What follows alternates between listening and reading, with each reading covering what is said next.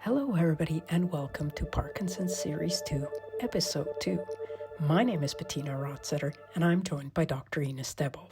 In this episode, Parkinson's and Bipolar Vulnerabilities, we take a closer look at the emotional and psychiatric symptoms that can accompany Parkinson's disease. Sometimes that often go overlooked beside the more visible motor challenges.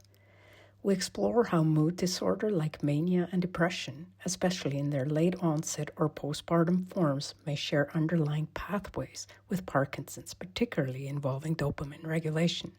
Joining us for this important conversation are two experts who bring both clinical insight and lived experience. Professor Redfield Jamison, an acclaimed psychologist and author known for her work on manic depression, and Dr. Ines Debove, a neurologist specializing in movement and neurodegenerative disorders. A certain percentage of people have late onset depression, Yeah. late onset mania.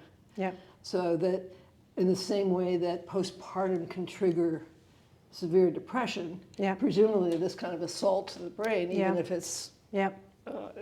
would make people Yeah. bring out the vulnerable in people. Yeah. We have.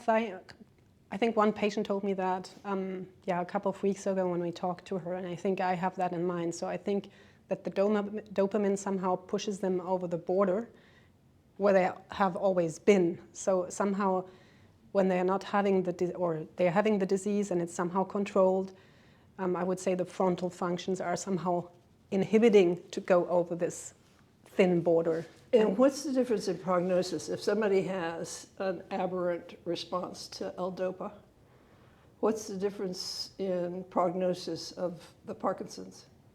If they exhibit this kind of mood swings, I think it shows us that the disease is already advancing and they lost at least of 30 or 40% of their dopamine cells, because they wouldn't have these kind of mood swings if they produce and also save a little bit of dopamine in their brains. So, But if you actually follow the course, yeah.